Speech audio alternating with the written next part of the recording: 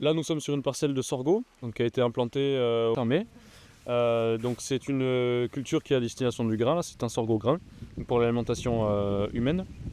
L'avantage du sorgho dans la rotation, c'est qu'il est assez résilient en comparaison avec le maïs, c'est qu'il demande moins d'eau et il est plus adapté aux fortes températures de l'été. C'est-à-dire que sur un coup de chaud, quand un maïs il va bloquer quand il va bloquer son développement, le sorgho lui sera en capacité de continuer son développement. Ce qu'on observe donc dans l'Aude depuis quelques années, c'est que dû au fait de la baisse des contrats donc, de culture de semences, on retrouve de plus en plus de sorgho qui est implanté à la place du maïs. Voilà, parce que le sorgho c'est une culture qui est moins exigeante en eau. Ça prend la place du maïs dans la rotation quand on n'a pas assez d'eau pour l'irriguer. Les débouchés du sorgho, c'est principalement l'alimentation animale et ensuite l'alimentation humaine en fait. Donc le sorgho c'est une culture de printemps, donc c'est-à-dire que, une culture de printemps ou une culture d'été. Ce qu'on appelle une culture d'été, c'est une culture qui est implantée à partir du moment où le jour se réchauffe. En fait, il faut que le sol soit à température de 12 degrés pour pouvoir le semer. On l'implante à peu près à partir du mois de mai jusqu'au grand maximum, jusqu'au 15 juin, ça pourrait encore passer quoi. Pour le récolter, bientôt là, au mois de fin septembre, début octobre, on peut commencer à récolter certaines parcelles, surtout en sec, parce qu'elles arrivent plus tôt. Voilà. Donc c'est récolté comme une culture, comme une céréale, avec une moissonneuse-batteuse équipée avec une coupe à céréales. Très simple. Voilà. Après, ce qu'on voit arriver un peu plus avec le changement climatique, donc ça reste une culture intéressante au niveau de son adaptation au changement, donc au niveau des coups de chaleur et sa demande en eau, c'est assez intéressant. Par contre, ce qu'on observe aussi, c'est qu'avec ce changement climatique, on a des nouveaux ravageurs qui arrivent, qui sont problématiques sur toutes les cultures, et le sorgho n'est pas épargné. Donc c'est pas la plante miracle, mais ça permet quand même d'avoir un peu plus de résilience que les cultures qu'on connaît. Pour prendre un exemple, la rotation type dans l'Aude, en gros, dans le secteur céréalier, donc le secteur lauragais, on était habituellement sur des rotations donc à base de principalement de blé dur et tournesol, donc rotation courte sur 2 ans. Le sorgho il trouvait sa place, mais il restait quand même assez mineur. Donc on observe une augmentation des surfaces de sorgho. Donc alors ça c'est donc la plante de sorgho, vous voyez que ça fait à peu près les mêmes feuilles que du maïs, hein, ça ressemble beaucoup. La différence c'est que le maïs il a les épis qui se forment à peu près à celle des feuilles, quoi. Sauf que le sorgho lui il a un panicule. Ça fait comme un gros épi, on appelle ça un panicule. Et les graines sont au bout de ce panicule. Voilà, ici. Donc si j'en ai graines dans mes doigts, hop, vous voyez, laissez encore les grainer un peu. Hop, voilà, ça c'est une graine de sorgho. Il n'est pas encore à maturité, donc il est encore un peu laiteux. Celui-là on voit qu'il est laiteux. Mais si on prend des grains un peu plus mûrs, on voit qu'il y a une espèce de farine en fait qui se forme. Celui-là il est trop laiteux encore.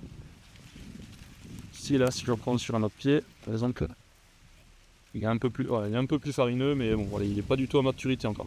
Quand il est bien à maturité, toute la panicule est marron. Voilà. Le sorgho, c'est une culture qui est endémique de la région, de l'Afrique, quoi, des régions africaines. Ce qu'on observe là-bas, c'est que c'est une culture qui pousse toute seule, donc qui est naturellement très adaptée. On en trouve partout, ça pousse dans les fossés, voilà. Donc c'est vraiment une culture qui résiste au climat aride. Ouais. En Afrique, il est consommé, je sais qu'il est consommé sous forme de galettes ou de ragoût, mais ça constitue l'alimentation humaine principale. Les lentilles, donc c'est une culture qui est assez intéressante au niveau de la restauration, c'est de plus en plus demandé. Nous, on a des problématiques qui sont de l'ordre technique parce qu'on a très peu de variétés qui sont disponibles. En gros, sur le secteur du sud-ouest, en gros, on n'a qu'une seule variété qui fait un peu qui passe un peu partout, quoi, qui est utilisée partout, parce qu'il n'y a pas beaucoup de recherche justement sur ces variétés-là. Donc les problématiques qu'on a techniques, c'est des problématiques surtout de ravageurs. Ensuite, on a des problématiques qui sont techniques, mais qui sont liées à la récolte, parce que la lentille, en fait, c'est à double tranchant. En fait, c'est soit on a de la récolte parce qu'il a plu, mais s'il a plu, et ben la lentille est plaquée au sol. Et donc on ne peut pas la ramasser. Enfin, c'est compliqué de la ramasser. Voilà, c'est la plupart des agriculteurs qui ne veulent pas en faire, c'est à cause de ça. Deuxième option, c'est il n'a pas plu, la lentille n'a pas fait de résultat, donc voilà, c'est pas forcément intéressant pour l'agriculteur dans ce cas-là. Alors sachant que c'est une semence qui coûte quand même assez cher, on est à plus de, il me semble qu'on est à 400 € l'hectare juste pour l'implantation, donc il faut pas se louper quoi. C'est une culture qui est quand même assez exigeante. Donc une des alternatives qu'on a trouvées à la culture de la lentille pure, c'est la culture donc la lentille associée à une autre culture, ce qui nous permet en fait déjà de sécuriser le rendement. C'est-à-dire que l'année où la culture de la lentille ne marche pas, et ben on a la deuxième culture qui est associée qui peut marcher, donc économiquement on arrive à s'y retrouver. Et on a l'aspect aussi, notre frein technique qui était par rapport au fait que la lentille se couche, qui est un peu limité en fonction des cultures qu'on associe avec. C'est-à-dire que par exemple, on a fait des essais avec des agriculteurs aux alentours de Castelnaudary sur une lentille associée à une autre culture. Donc on a essayé avec du lin, on a essayé avec du pois chiche aussi. Et en fait ce qu'on a observé, c'est que ces cultures-là ont permis de faire tuteur à la lentille et c'était beaucoup plus facile pour ramasser. Voilà. Donc le besoin qu'on observerait en lentille, ce serait des outils plus adaptés ou même de la technique. Donc c'est-à-dire qu'on travaillerait sur des itinéraires techniques donc pour améliorer justement cette culture, pour améliorer la conduite de la culture, la rendre un peu plus facile et moins risquée. Donc ce qui serait vraiment intéressant serait d'avoir des équipements adaptés. Donc ça part du semoir jusqu'à la conduite de la culture et jusqu'à la récolte et même après la récolte au moment du triage. La difficulté, c'est qu'on ne peut pas associer la lentille avec toutes les cultures parce que ce qu'on rencontre après, on a la difficulté au triage. Au moment du triage, c'est que par exemple si on associe la lentille avec un blé, c'est au niveau de la taille des grains, c'est très proche. Donc on a beaucoup de mal à trier cette lentille après, à retirer le blé qu'il y a dans cette lentille. Et ça nous exclut après de la filière sans gluten. Donc il y a beaucoup maintenant de